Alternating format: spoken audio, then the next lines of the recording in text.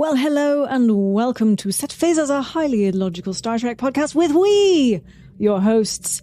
I am Stevie Manns. And I am Aki Burmese. And let me tell you something.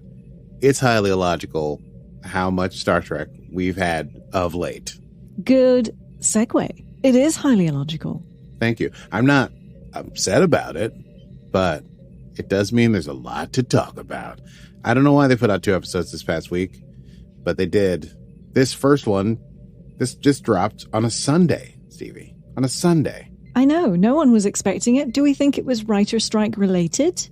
I don't know if it was writer strike related or because, spoiler alert, the next episode is pretty dark. And they thought it would be nice to leaven it with something happy. But I guess we'll find out on Sunday if they hit us with the next ep. Do you already know?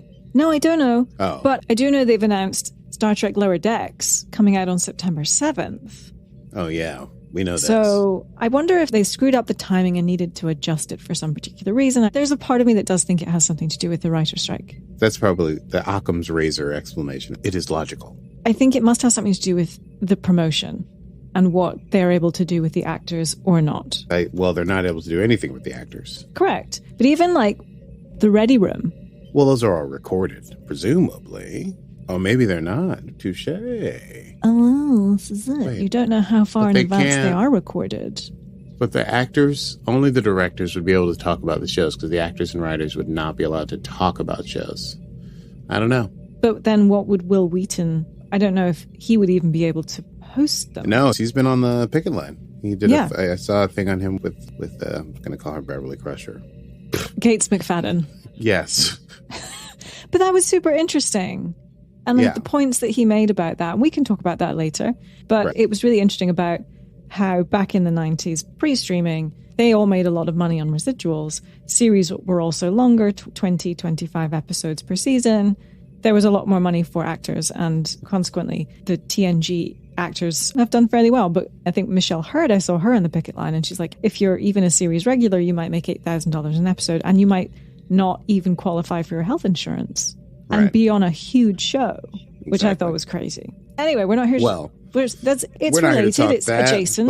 but it's something unspoken in the ether. We don't understand what's going on. Anyway, this is the worst time to be talking about other stuff because we got to talk about all this Star Trek. We do. Let's do it. Set Phasers, a highly illogical Star Trek podcast.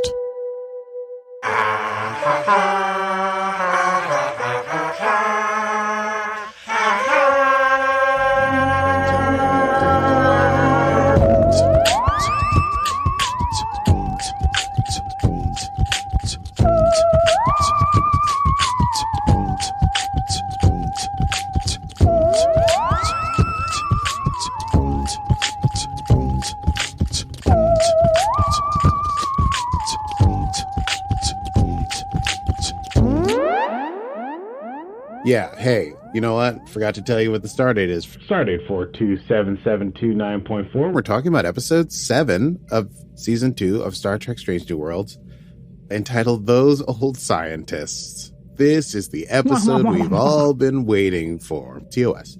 Because this is the episode of the text I got from Stevie Sunday afternoon. It's the crossover episode. It's out now. Yeah, this is Lower Decks meets Strange New Worlds. I think it's great. And let's just run it down. It's crazy. It's time to run it down. Can you run it down for me? What just happened? Can you run it down for me? Yes, I can. We begin in the cartoon version of the world of Cerritos. And Boimler is doing his personal log because they're headed to the planet of Krolmuth B to check on this portal that's been on this planet that was discovered by... Who was it discovered by? The point is, they're checking in on this portal, and the portal's been inactive for years and years, centuries maybe, and they're just going to see that if the portal is fine. It turns out that Mariner is in charge of the team that's beaming down to the planet, and the team is the team. So you got your Rutherford, you got your Tendi, you got your Boims. And they head down there. They're looking at this portal on this desolated planet. Tandy argues that the portal was actually discovered by an Orion spaceship, science spaceship, which Boimler is, let's say, incredulous about. But Mariner cautions him that it's not polite to assume that all Orions are pirates, even 120 years ago. Rutherford is doing some scans, and he detects traces of horonium. Horonium. Have we heard this element before? Or was this made up? Don't recall. When she says it's not been discovered for centuries, I think it's totally, it may appear in my Easter eggs. Oh, okay, great. Okay. I was like, horonium. Anyway, it's an element, yes, that has not been seen or recorded for centuries. And Boimler points out offhand that all the old NX-class shuttles used horonium for their hulls, the ships and shuttles. Boimler gets up there. He starts to do his Spock impersonation. It's terrible. They decided to take a hollow photo. As they take the photo, it activates the horonium. The portal opens and sucks Boimler back through. The rest of the crew is unable to stop him. The portal closes.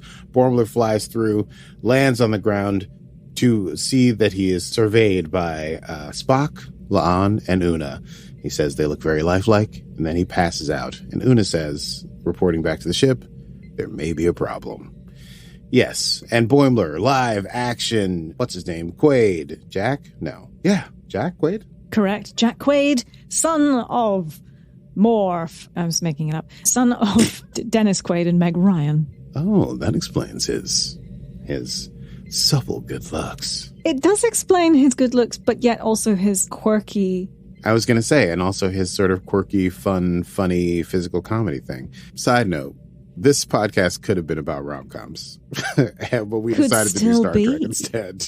It could still be. We got a writer strike coming up. I finally managed to hunt down you can't find this in most places. Maybe I should admit this, but Meg Ryan's French Kiss with Kevin Kline, a mid-90s rom-com. And she's hilarious. Classic. She does so much physical comedy. She's so good. Anyway, that all tracks. I didn't know that about Jack Quaid, that he was of Meg Ryan, but now it tracks. Okay, so where were we? So now we're in the real world, air quotes, and the Enterprise had their own thing going on. They were on their way to a colony on Setlec 2 to deliver these special grains and food supplies to the colonists there. And Una and Pike, they discovered, they were stopping to take a look at this thing, and they discovered Boimler. So Una and Pike are looking at Boimler's communicator, and they say, oh, look, it's not only a badge, it's also a communicator, which is not what they have. And Pike is not super enthused because he's like, flipping open the communicator is the best part. They get to sickbay. They see Boimler there. He wakes up. Boimler is absolutely gobsmacked that everyone around him is like a superhero of the TOS era. He asks for the star date and realizes that he is, in fact, 120 years in the past. And Boimler is super into Pike, who turns out to be funnier than he thought. And he has a super weird reaction to Una, Jin Riley, which Una finds just comforting, but doesn't know why. And they can't ask because of the temporal timey-wimey stuff. La'an takes him to get situated and explains the temporal contamination rules. Number 1. Oh, I said that. I inadvertently said that, like Picard. Number 1, whenever I make a list. Number 1. I feel like you said number 1, not like Picard, but like Picard when he was a child in that transporter accident. Number 1. Number 1. Number 1, I'm a child. Number 1, don't get involved in current events because you could change the future. Don't share future information because you could change the past. And number 3, one that she made up herself, don't get attached. A throwback. I thought this was nice how they wove in the serious things of La'an's episode where she goes back in time with Kirk and all that business. She's saying don't make any attachments because things can get pretty tricky. So we get a little bit of La'an tied and hooked into this temporal business. Boimler is waiting for things to get fixed. He's in the ready room, Pike's ready room, and sees Pike's saddle horse, which is a weird thing for Pike to have. And he touches it, and then he's like, couldn't hurt to just get on this bad boy. And then he Rikers up into the saddle, which was very funny and also beautiful. And also Frakes directed this episode, did he not? So it's meta on top of meta. Fun fact, that was improvised. Of course it was. Of course it was improvised. Of course it was. In the Ready Room, if you are a fan of the Ready Room, as I know some of you out there may be, it was quite funny. Will Wheaton had Tawny Newsome, Jack Quaid, and Riker Jonathan Frakes on his sofa. And they talked about that moment, and Jack Quaid said, oh yeah, totally improvised.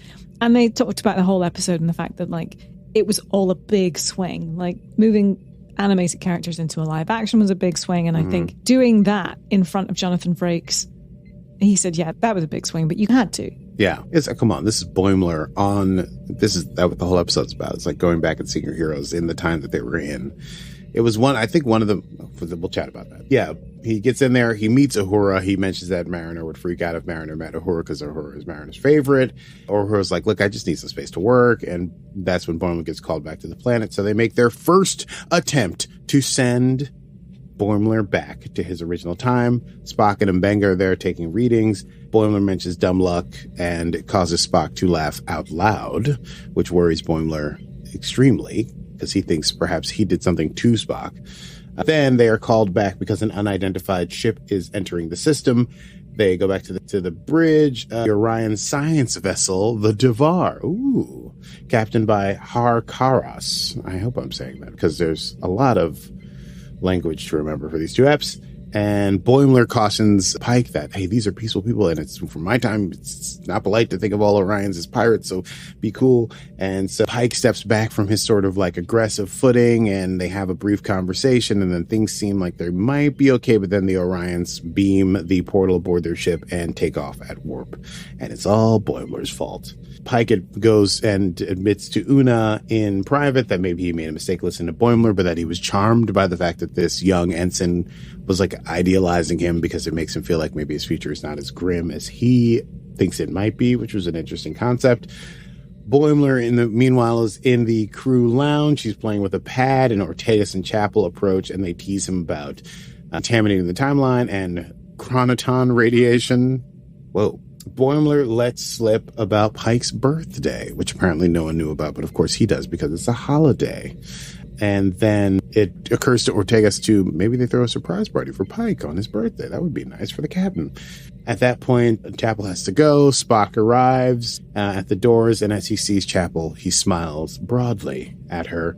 This gives Boimler more concern. He chases Chapel down the hall and into a turbolift, and he asks if he maybe did something to Spock, like maybe broke him because he made Spock laugh.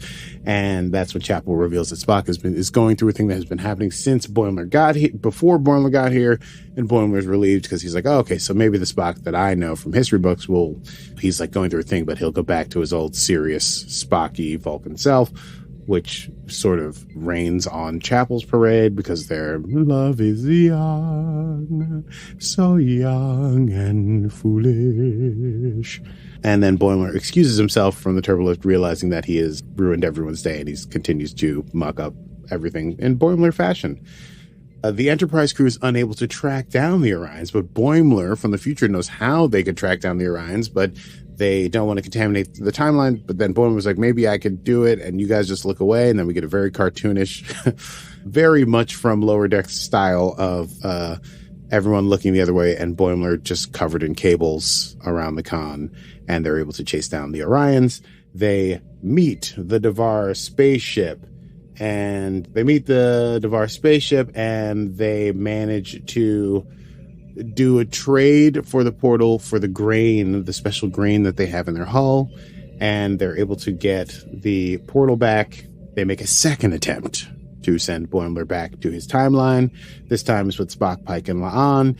They have just enough Heronium to do one trip. They activate it, but before Boimler can go through, Mariner, seeing him, thinks she needs to rescue him, and so she jumps through, and then we get our second cartoon turned into live action person, Tawny Newsome, as Beckett Mariner, sleeves rolled up and everything. And Mariner, seeing all those famous people, asks immediately if she can see Uhura. Fun fact, those sleeves that are rolled up, they were never... The suit she's wearing, the uniform she's wearing, does not have full sleeves. They only made them 3/4 so that they could just fold up very neatly. There you go. It's a Mariner cut. A Mariner sleeve cut, which, honestly, not a bad cut for a shirt. Yeah, it's pretty good. I just love that little fun fact. Yes, I thought it was great. Well, I loved all the attention to detail from their character, and I did see a clip of the Ready Room of where they were razzing Quaid about him throwing a hissy fit about needing to have purple hair to play Boimler. But it did add a nice effect. Give Boimler a nice purplish thing. So, there's a round table where the command staff, Mariner and Boimler, are talking about options for what they can do. There's no Heronium, but maybe they can make some.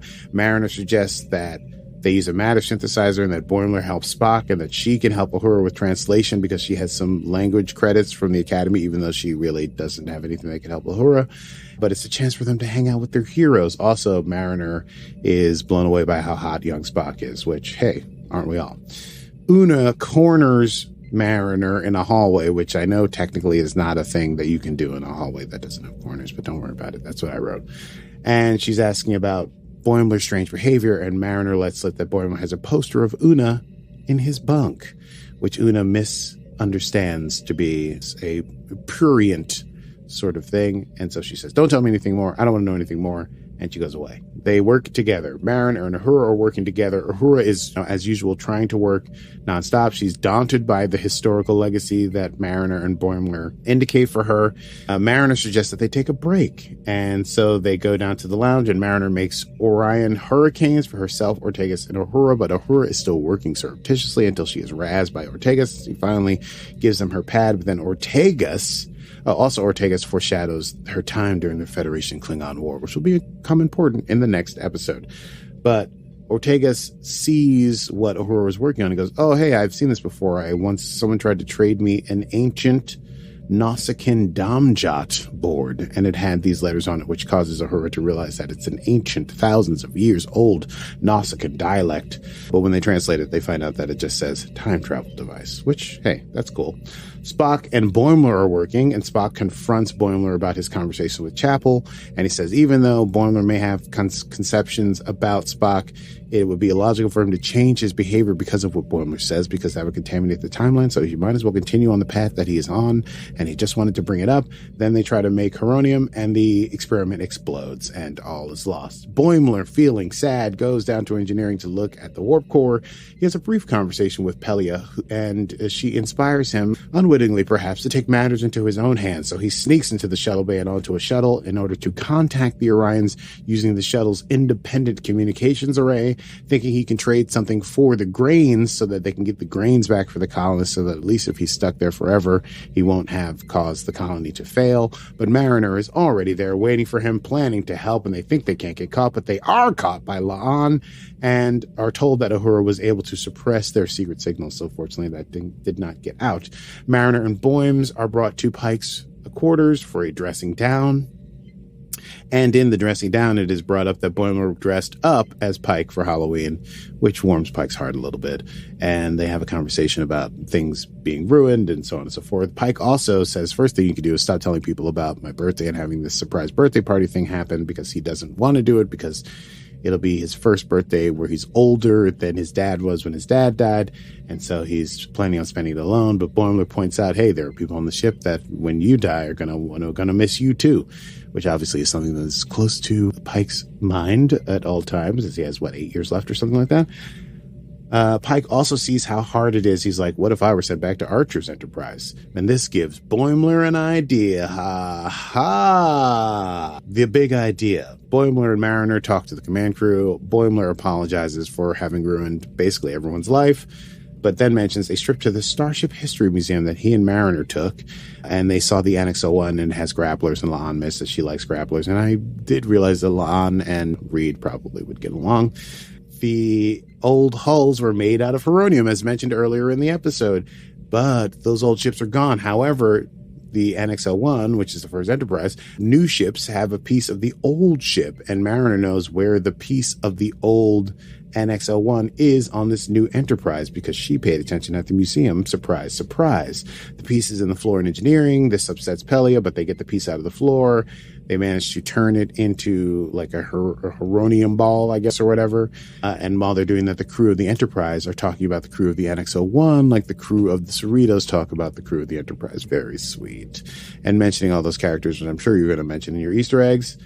In the transporter room, as they're headed down for their third attempt, Mariner clears up that what Boimler's poster is not something prurient, but rather a recruitment poster for Starfleet, and Boimler comes over and says, yeah, it was one of the major reasons that he joined, and even though they have flaunted the rules of temporal contamination, Una is relieved to hear this on a number of levels.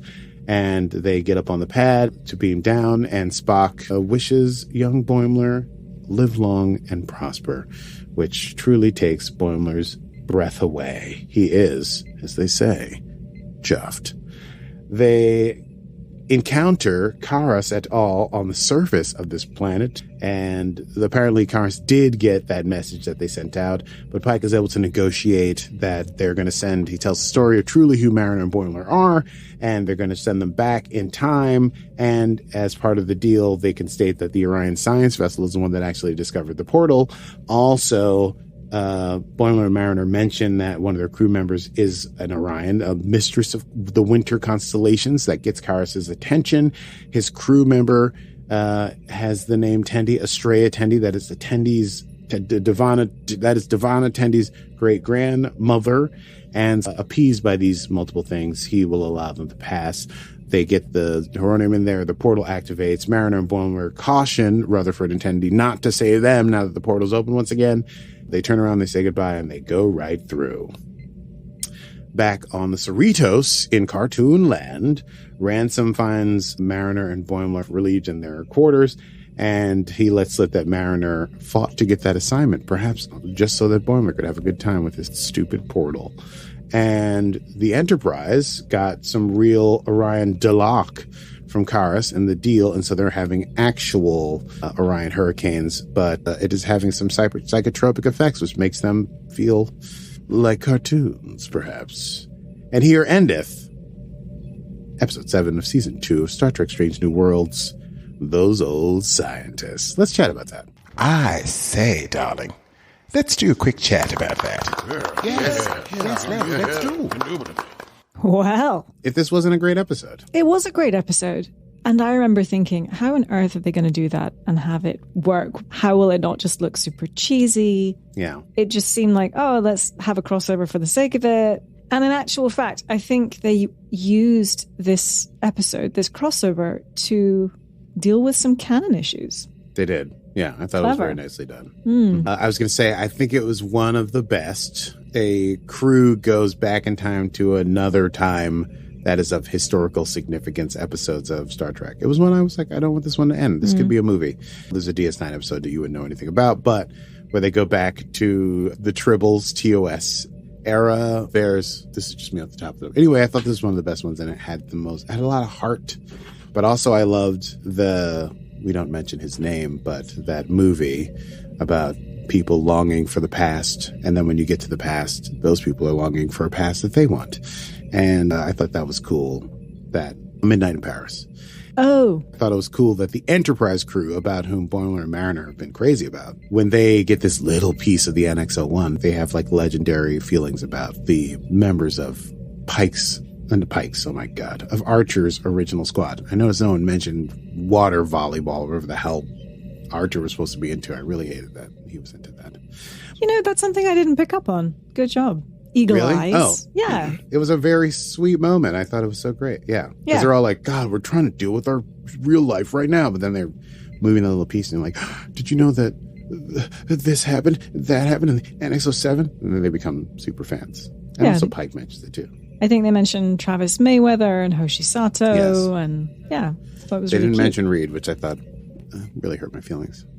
But they did mention the grapplers. They did mention the grapplers. Yes, like you say, it was very well done. And I thought they did a nice job of incorporating like La'an's arc this season was mentioned, her loneliness and kind of weirdness with attachments. Hura's arc this season of like working super hard and feeling like everyone's depending on her, but also trying to do so much and confront her own insecurities. And then also a little foreshadowing with Erica Ortegas being like, I know when I was in the Klingon War, we got to sleep whenever we can because things were so rough. So it was a very nice bridge episode. So I also thought maybe they put this in here just to like, they didn't want to have 1 week of mostly shenanigans that didn't pay off sooner than later. So it like created a bridge episode, but I guess we'll find out. Anyway, I loved it. And they threw forward a little bit, or threw backwards, whichever you want to say, that Erica Ortegas was a war hero. So obviously in this episode, looking ahead, spoiler, we know that we get Mbenga and Nurse Chapel's war story. Do we also think that we're going to get Ortegas? Not sure. Yeah, I don't know. Hey, if we keep doing episodes, we keep getting flashbacks. I mean, this Klingon Federation war that she who has been expunged from the record, but now lives in the 20 bajillionth century, 30th century, 32nd century. Michael started this war. Remember? Michael started the war. We'll recap that we have to talk about it in the next when episode. It comes Return up, of my favorite phrase ever. Anyway.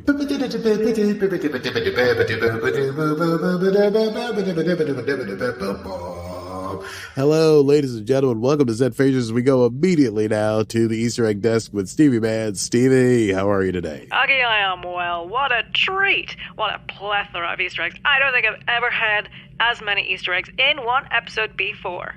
Trek trope. Time travel. Time travel. You're like a sportscaster. I'll stop now, please. Yeah, I don't really know what genre I'm going for here. Is it weather? Is it sports? Is it news? I don't know. No, you're holding it down. Thank you so much. Okay, so the second Enterprise, technically, Boimler mentions that the crew of the first...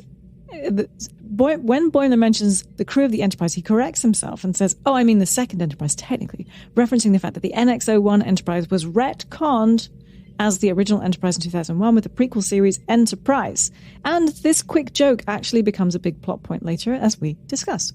Yes. Those old scientists, the titular point. Boimler. Oh, this is terrible. I'm so sorry. We can edit that. Absolute child. Tit. It's McGee. Boimler. Okay, don't start that. Boimler refers to the classic Trek era as those old scientists, obviously having a little joke with the fact that the time period is called TOS, standing for the original series. This was first referenced in the Lower Deck Season 1 finale, No Small Parts, when Ransom called the time of Kirk the TOS era, telling Captain Freeman that it stood for those old scientists. This is why at the end of the episode, Mariner points out to Boimler that he got that from Ransom. So that was a little fun. A little throwback between two Lower Decks, which was rather fun. Yes. Now, one little line that I really enjoyed was numero una. Numero una. So goofy. Una. Obviously, nobody calls her that, but it's just a little mashup of her designation and her name Una. But also, the fact that perhaps it's a female version of Uno, and she's, Yes, so many. it was the 60s, and they thought they were being clever, and they were being slightly less than clever, but we've retconned it into something clever. Yes. Remember me. As Boimler gets sucked back into the portal, this is what he screams, referencing the TNG episode of the same name in which Dr. Crusher gets sucked back into a vortex in a very similar way. Boimler is suggesting it would seem that he doesn't want to get stuck in a reality in which he doesn't exist. Lower Decks has long established that episode titles for Trek stories often exist in universe as well.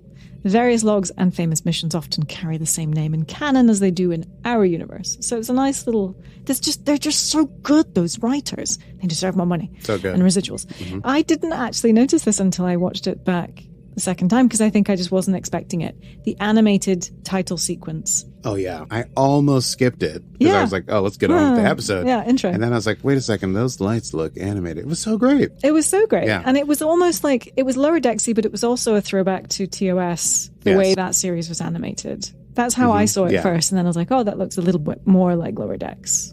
Yes. So. Yeah. It was a nice mashup. And they had that alien hanging onto the nacelle, which was cool. I loved that. Computer end program. Upon waking up on the Enterprise, Boimler initially suspects that he might be in a holodeck simulation, so he says, computer end program. We remember this from TNG, when Picard and the gang did this all the time when they found themselves in strange surroundings, and, shock horror, it never works. Indeed. Worf's honor. Instead of saying Scout's honor, Boimler says Worf's honor, which I thought that was really cute, but you have to wonder if a young Colonel Worf from an undiscovered country might be around at this point. Who knows? Because he wouldn't trying to pay homage or pay heed to the time travel rules. Ranks on the sleeves. Mariner notes that she doesn't love the Starfleet ranks on the sleeves, saying under her breath, I don't know about that. And Strange New Worlds uses a ranking system on the sleeves similar to the original series and military operations, but not identical.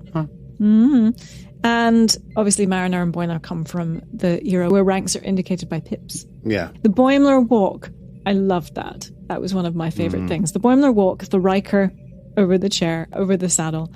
I thought that was really fun. And let's see. Boimler makes Spock more Spocky.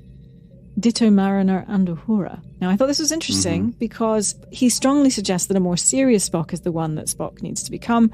And later, Mariner encourages Uhura to lighten up, which, as we know from TOS, is certainly the case. Were Mariner and Boimler part of a predestination paradox? Did they just fix canon? Timey-wimey. Getting timey-wimey. You should really create that. Just saying. A little timey-wimey Jimmy Buffett. Yeah. Yeah, do it Jimmy Buffett style. That'd be funny. Holy Q!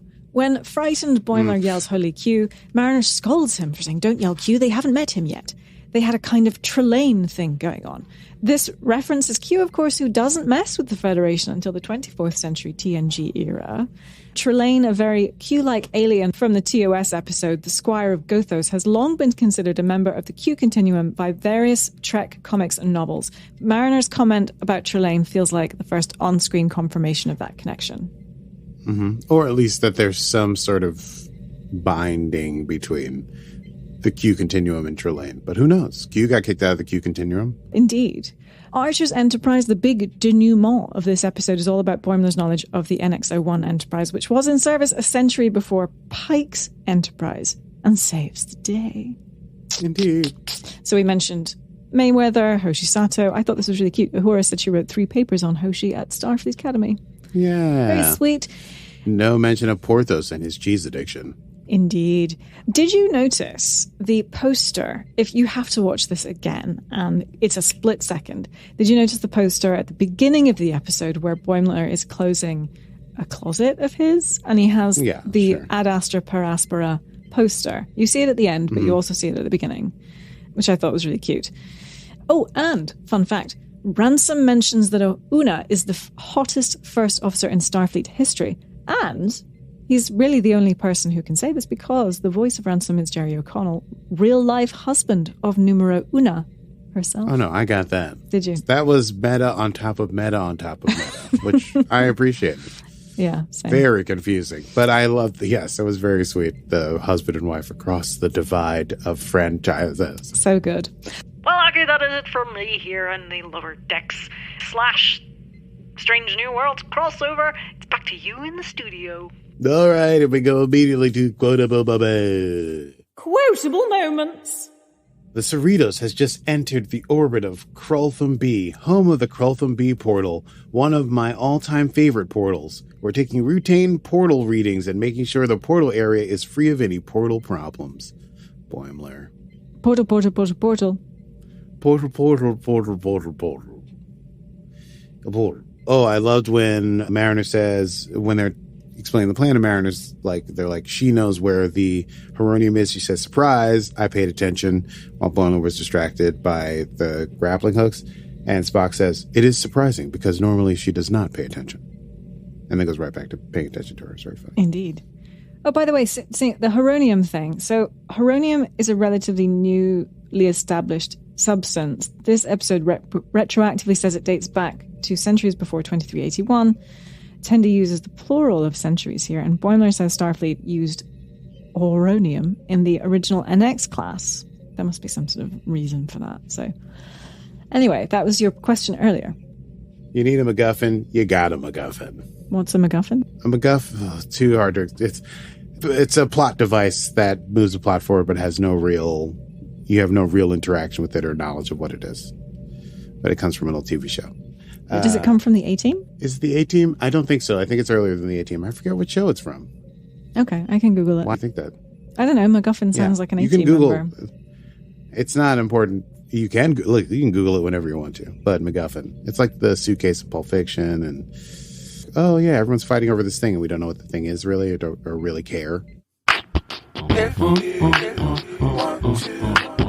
You can Google that. Alfred Hitchcock popularized the term MacGuffin and the technique with his film, the 1935 film, The 39 Steps, there you go. In which the MacGuffin is some otherwise incidental military secrets. Yeah, there is actually. Do you want this? It might be a Scottish name taken from a story about two men on a train. One man says, "What's that package up there in the baggage rack?" The other man answers, "Oh, that's a MacGuffin." The first one asks, "What's a MacGuffin?" The other man says, "It's an apparatus for trapping lions in the Scottish Highlands." The first man says, "But there are no lions in the Scottish Highlands." And the other one answers, "Well, then, that's no MacGuffin. So MacGuffin is actually nothing at all." And then someone else in 1966 used the same story. So we're going with that. Okay. It's Scottish. Scottish. Why did you? Why? Because I have to work on it every week. So yes, it was a MacGuffin and it was nicely used. Let's see. Pike, when they see the new communicator, that's the new badge that's also communicator, and Pike says, "But flipping it open is the best part." He's so sad. And it's true. I know, I miss my old Motorola. Yeah, it's true. In our lifetime, we have experienced flip phones that were so fun to open, and now they are gone. Already gone. And people are wearing wearable things. We skipped over there. We skipped over our own Those Old Scientists era, and we did not give a damn. Oh, final quote. At the end, Mariner and Boimler says, "You fought to get this mission? You did it just so I'd get to go?" And Boimler says, "No, Rance was just an idiot with a bad memory because he sleeps face down like a baby. Shut up." That was great. I sleep down face like a baby. Sleep face down. You sleep face down like a baby? Yeah, it's great. It's great. No, it's terrible for your neck. I would feel it is bad for my neck, but it used to feel very comfortable until I got back issues. Yeah. Oh my God, you have back issues. I know. I tell you, I threw my back out playing pickleball. Yes. Yeah. It's better now. Thanks. The sport asking. you're not supposed to. Okay. The one known for not having people throw their backs out. That's all I have, unless you have something. No, I think we covered a lot. Let's go to next time. Let's do that. Next time on Set Phasers. Hey, next time on Set Phasers, at some undisclosed future time, we'll be discussing episode 8 of season 2 of Star Trek Strange New Worlds, entitled Under the Cloak of War. I hope you've enjoyed this episode. We enjoyed you listening to it. And if you liked our episodes, we have all back episodes of all the new Star Trek that there is. We discuss it and we talk about all the episodes. So you should check out our episodes of those episodes anywhere that you get your podcasts. What he said. That's it from us. We'll be back shortly with another episode of Set Phasers. Till then, I am Stevie Manns. And I don't sleep face down like a baby. And this has been Set Phasers, a highly illogical Star Trek spot. I would have said it the other way, but you admitted it already. Star Trek podcast. Computer end program. Oh, fuck. Computer end program. Ah.